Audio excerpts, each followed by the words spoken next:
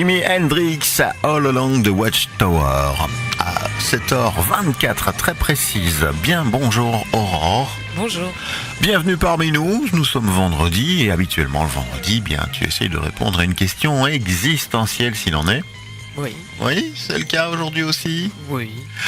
Merci à toi d'avoir préparé ce petit texte qu'on va te laisser exposer là tout de suite. Alors Ben, peut-être as-tu remarqué que, à travers certaines de mes chroniques, j'avais tendance à défendre le droit de grève.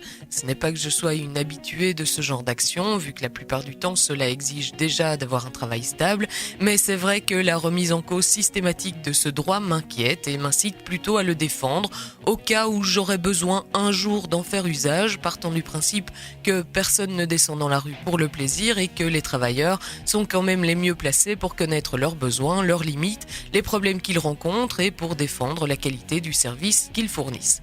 Ceci dit, pour ce dernier pense-bête de la semaine, j'avais envie de me demander si, comme les syndicats le rappellent régulièrement, les acquis sociaux s'obtiennent toujours dans la rue. C'est qu'il faut l'avouer, mes connaissances historiques en la matière sont assez faibles et je ne suis probablement pas la seule vu que les luttes sociales sont loin d'être une priorité des programmes de notre enseignement. Je ferai donc confiance sur ce point aux syndicats qui sont sans conteste mieux informés que moi. Mais qu'en est-il de l'avenir ? À quelles conditions ces actions de la rue peuvent-elles continuer à constituer un levier important dans les négociations et puis surtout, sont-elles le seul moyen de se faire entendre ?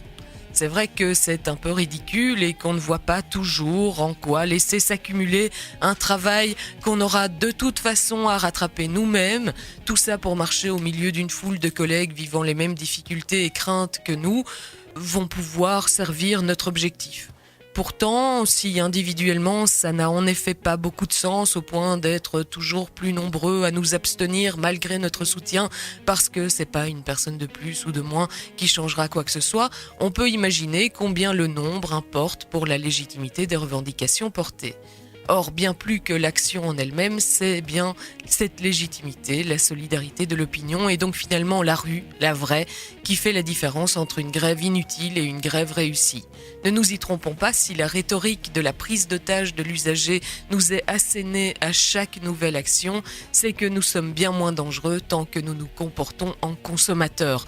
En transformant le travailleur en consommateur, on s'assure de leur isolement, car ceux-ci n'ont pas à être solidaires. Les travailleurs, oui, les citoyens aussi. Or, qu'on le veuille ou non, nous sommes loin de pouvoir nous passer de la puissance que constitue notre nombre. Notre démocratie, en l'état, est loin d'être égalitaire et régule à peine la loi du plus fort qui guide le capitalisme. À la question de savoir si les acquis sociaux s'obtiennent dans la rue, je répondrai donc 1000 fois oui, si nous comprenons que la rue c'est nous, tous, ensemble et solidaires. Bien, merci Aurore. On va te souhaiter un excellent week-end déjà à l'écoute de nos programmes et on te retrouve lundi en pleine forme. Oui, bien sûr. La suite, voici Deezery avec Godabi ou bien encore Warlus, grondement du monde, justement on en parlait. Eh oui. Et pour le reste, je reviens, vous chantonnez des choses dans quelques minutes.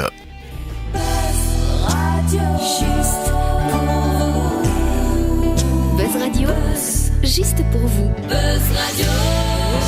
As your day unfolds, challenge what the future holds. Try and keep your head up to the sky. Lovers, they